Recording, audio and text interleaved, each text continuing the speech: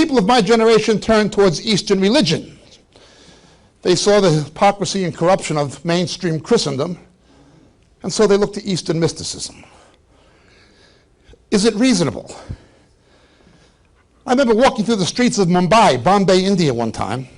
True story. A mound of stinking garbage about twice the length of this table, and a little boy about 18 months old, obviously tuberculous, severely malnourished, laying on a mound of stinking garbage in the middle of a huge city. He was from the outcasts in the caste system. He was a Dalit. And there were thousands and thousands of people, thousands, it's a huge city, passing him by every hour. There must have been several thousand people just walking down that one street. Just leaving the kid there. And he was one of only God knows how many thousands and thousands of young children like that in India. Right up the road, and this is in a big city now, right up the road. I saw it with my own eyes. They were giving cows sacks of wheat. The life of the cow was worth more than the life of the baby. My reason said, shoot the cow and give the kid a steak. But the Hindu religion said, no, that's his karma. That's not social injustice. It's supposed to be that way. He was a bad boy in a previous life. That's why he's like that. And then I come to Great Britain or the United States or Australia, and I see people in the Western world, in the Judeo-Christian world, turning towards Eastern religion. Go look at what that religion has done for India. I've seen it.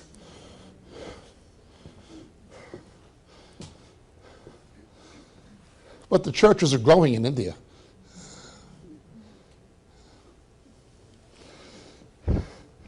Allahu Akbar. Allah Nabi Kifalak Mabsut Ismi Yaakov. Alhamdulillah. I lived in the Middle East for years.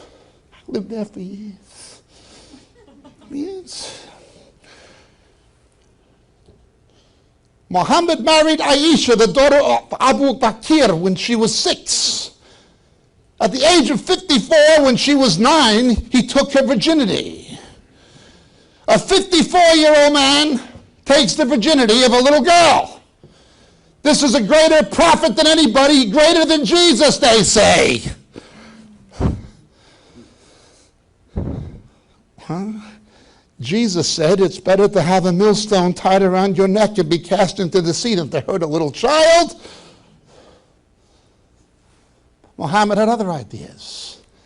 It just is not reasonable. I want a reason.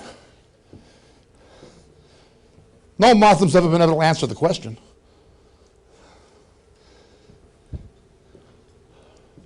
Buddha, Gautama. Buddha never claimed to be God. He was simply reacting against the injustices of Hinduism and the caste system. It's written. A woman came to the Buddha and said, "Oh, Master Buddha Gautama, my son, my only son is dead. My heart is grieved. I can't cope with the pain, the anguish, my only son. What can I do, oh Master Buddha?" Gautama told her, "My daughter, you must plant an acorn, but you must find this acorn in a house where no one has ever died." She returns after many years to Gautama and says, "Oh Master Buddha, I've sought to do as you have said, but I have not been able to find a house in all of India where no one has ever died." His reply, "You have learned a great lesson, my daughter." He didn't claim to have a solution to the problem of death. But Jesus said, "I am the resurrection and the life.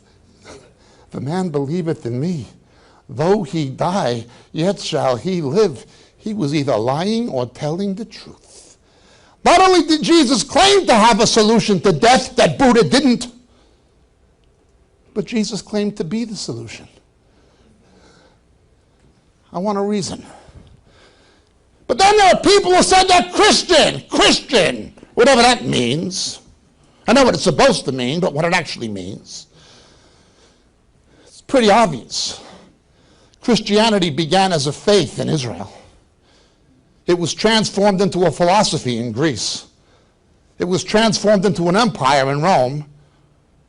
And it was transformed into a 501(c)(3) tax-deductible corporation in the United States.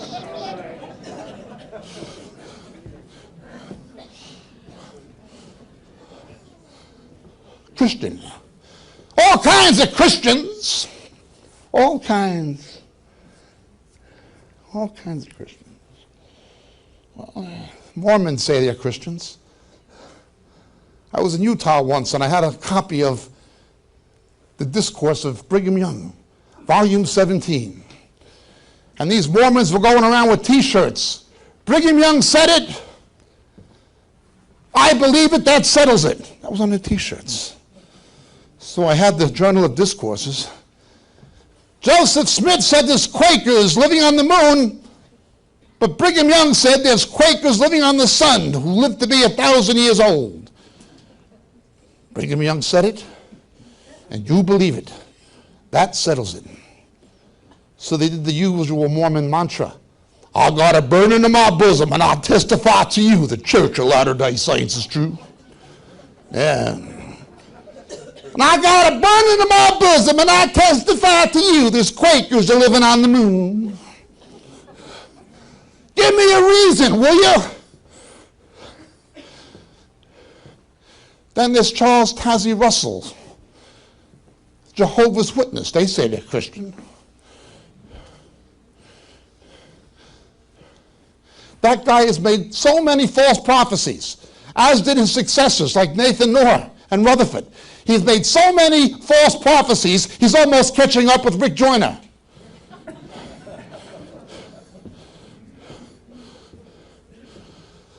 Why should you believe somebody who always calls it wrong chronically, continually? Give me a reason. I need a reason. I need a reason.